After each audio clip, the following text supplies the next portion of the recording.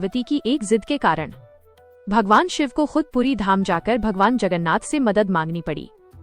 आखिर ऐसी क्या बात हुई थी कि महादेव को अपनी ही पत्नी को मनाने के लिए भगवान जगन्नाथ के पास जाना पड़ा?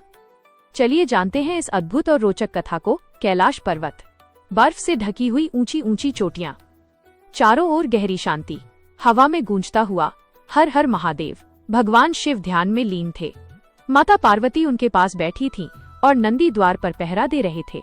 सब कुछ बिल्कुल शांत था, लेकिन तभी अचानक माता पार्वती ने मुस्कुराते हुए शिवजी से पूछा, स्वामी, क्या आपने कभी पुरी धाम का महाप्रसाद चखा है? शिवजी ने धीरे से आंखें खोली और मुस्कुराकर बोले, हाँ देवी, पुरी धाम का महाप्रसाद सिर्फ भोजन नहीं, बल्कि स्वयं भगवान का आशीर्वाद होता है। ये सुनते ही पार्वती जी की आंखों में उत्साह आ गया। उन्होंने तुरंत कहा, तो स्वामी, मुझे भी वही महाप्रसाद खाना है। शिवजी हल्के से मुस्कुराए। उन्होंने कहा, देवी, वो प्रसाद पुरी के जगन्नाथ मंदिर में बनता है, वहाँ से यहाँ तक लाना आसान नहीं है। लेकिन पार्वती जी ने तुरंत कहा, मुझे कुछ नहीं पता, मुझे तो पुरी का महाप्रसाद ही खाना है। शिवजी हल्के से हंस पड़े। उन्हें लगा कि पार्वती जी मजाक कर रही हैं। लेकिन अगले दिन पार्वती जी फिर बोली, स्वामी, क्या महाप्रसाद आया? शिवजी ने कहा, देवी, अभी नहीं। तीसरा दिन, चौथा दिन, अब पार्वती जी थोड़ी नाराज हो गईं। उन्होंने कहा, स्वामी, पूरे ब्रह्मांड में आपकी इतनी महिमा है, देवता, असुर, ऋषि सब आपकी पूजा करते हैं, लेकिन जब आपकी पत्नी ने सिर्फ एक छोटी सी इच्छा जताई तो आप उसे भी पूरा नहीं कर सके। ये सुनकर शिवजी थोड़े गंभीर हो गए। उन्होंने शांत स्वर में कहा, देवी, आपकी इच्छा मेरे लिए आदेश के समान है, लेकिन पुरी का महाप्रसाद सिर्फ वही ला सकता है जिसे स्वयं भगवान जगन्नाथ अनुमति दें। पार्वती जी ने थोड़ा गुस्से में कहा, तो फिर आप ही जाकर उनसे मांग लीजिए। कैलाश पर्वत पर अचानक सन्नाटा छा गया। नंदी भी ये सुनकर चौंक गया, क्योंकि पूरे ब्रह्मांड में शायद पहली बार महादेव को किसी से कुछ मांगने जाना पड़ रहा था। शिवजी कुछ क्षण तक शांत बैठे रहे, फिर धीरे से मुस्कुराए। उन्होंने कहा, यदि मेरी देवी की इच्छा पूरी करने के लिए मुझे स्वयं पुरी जाना पड़े तो मैं अवश्य जाऊंगा। और उसी क्षण महादेव उठ खड़े हुए। उन्होंने नंदी को बुलाया। नंदी तुरंत उनके सामने आ गया। शिवजी बोले, नंदी, हमें पुरी धाम जाना होगा। ये सुनते ही नंदी खुशी से बोला, हर हर महादेव। और कुछ ही क्षणों में महादेव कैलाश से निकल पड़े पुरी की ओर। लंबी यात्रा के बाद आखिरकार भगवान शिव पुरी धाम पहुँचे। पुरी का दृश्य अद्भुत था। समुद्र की लहरें मंदिर के पास आकर झुक रही थीं। हवा में चंदन और फूलों की सुगंध थी। जगन्नाथ मंदिर का विशाल शिखर आकाश को छूता हुआ दिखाई दे रहा था। भगवान शिव धीरे धीरे मंदिर के द्वार तक पहुँचे, लेकिन जैसे ही वे अंदर जाने लगे, मंदिर के पुजारियों ने उन्हें रोक दिया। उन्होंने कहा, ठहरिए, मंदिर के अंदर जाने से पहले आपको एक नियम का पालन करना होगा। भगवान शिव मुस्कुराए। उन्होंने पूछा, कौन सा नियम? पुजारी बोले, यहाँ कोई भी सीधे भगवान जगन्नाथ से कुछ नहीं मांग सकता। ये सुनकर शिवजी भी थोड़े हैरान हो गए। उन्होंने कहा, लेकिन मैं तो केवल अपनी पत्नी के लिए महाप्रसाद लेने आया हूँ। पुजारी बोले, यहाँ का महाप्रसाद खुद भगवान की इच्छा से ही मिलता है। उसी समय मंदिर के अंदर से एक मधुर आवाज सुनाई दी, महादेव को अंदर आने दो। सभी पुजारी चौंक गए, क्योंकि ये आवाज स्वयं भगवान जगन्नाथ की थी। मंदिर के द्वार तुरंत खुल गए। शिव धीरे धीरे भगवान जगन्नाथ के सामने पहुँचे। भगवान जगन्नाथ अपने सिंहासन पर विराजमान थे और उनके चेहरे पर हल्की सी मुस्कान थी।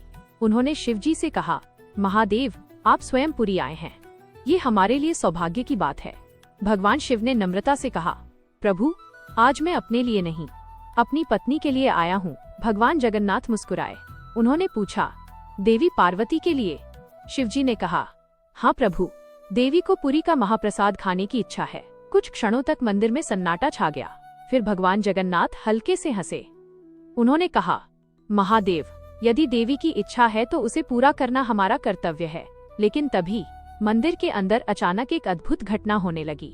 जैसे ही भगवान शिव ने भगवान जगन्नाथ के सामने देवी की इच्छा बताई, उसी क्षण मंदिर के अंदर रखे महाप्रसाद के पात्र से एक अद्भुत सुगंध फैलने लगी। पूरे मंदिर में चंदन, तुलसी और घी की दिव्य खुशबू फैल गई। यह देखकर मंदिर के सभी पुजारी भी आश्चर्य में पड़ गए। महादेव शांत खड़े थे। तभी भगवान जगन्नाथ मुस्कुराए। उन्होंने धीरे से कहा, महादेव, देवी पार्वती की इच्छा हमारे लिए भी अत्यंत प्रिय है। पुरी का महाप्रसाद सिर्फ भोजन नहीं होता, ये भगवान का प्रेम और आशीर्वाद होता है। फिर भगवान जगन्नाथ ने अपने पास रखे स्वर्ण पात्र की ओर इशारा किया। उस पात्र में ताजा बना हुआ महाप्रसाद रखा था। मंदिर के पुजारी तुरंत आगे आए और बड़े आदर से उस पात्र को उठाने लगे। लेकिन तभी भगवान जगन्नाथ अचानक मुस्कुरा दिए। उन्होंने कहा, नहीं, आज ये महाप्रसाद किसी और के हाथों नहीं जाएगा। सभी पुजारी चौंक गए। महादेव भी आश्चर्य से उनकी ओर देखने लगे। तभी भगवान जगन्नाथ बोले, आज ये महाप्रसाद हम स्वयं लेकर जाएंगे, कैलाश पर्वत। ये सुनकर पूरा मंदिर स्तब्ध रह गया, क्योंकि ऐसा पहले कभी नहीं हुआ था। पुरी धाम के स्वामी स्वयं मंदिर छोड़कर किसी के लिए महाप्रसाद लेकर जाएं, यह कल्पना से भी परे था।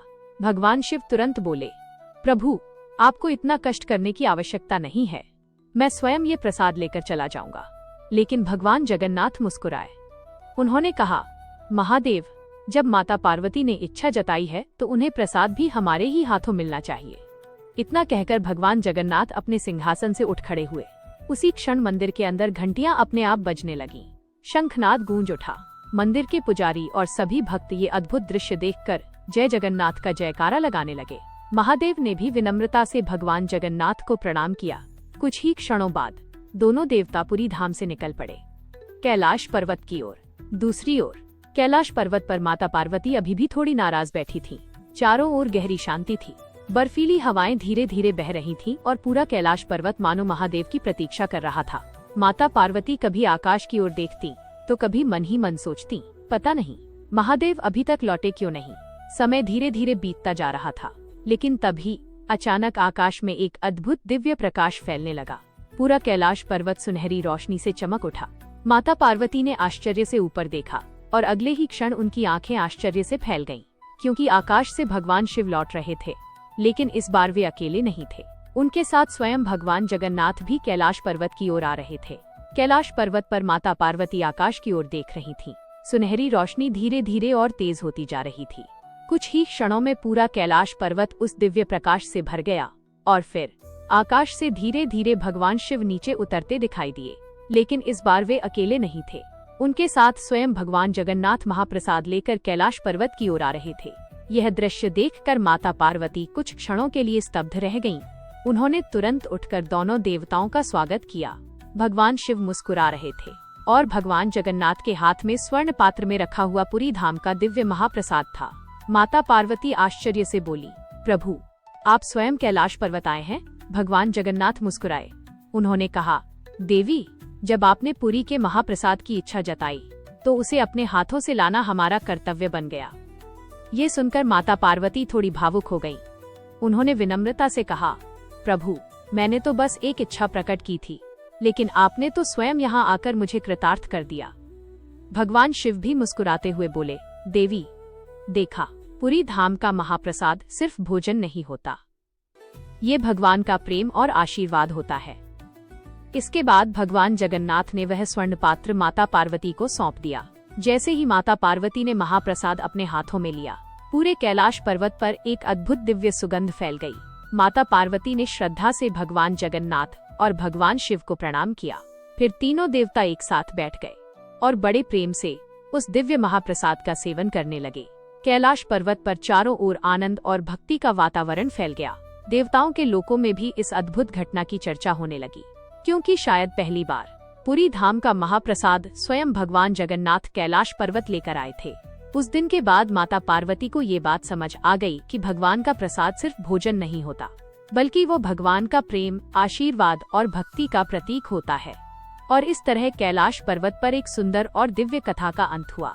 अगर आपको भगवान जगन्नाथ और भगवान शिव की ऐसी ही अद्भुत कथाएं पसंद आती हैं, तो वीडियो को लाइक करें, अपने दोस्तों के साथ शेयर करें और चैनल को सब्सक्राइब करना बिल्कुल न भूलें, ताकि आपको ऐसी ही और भी रहस्यमयी और रोचक कहानियां मिलती रहें।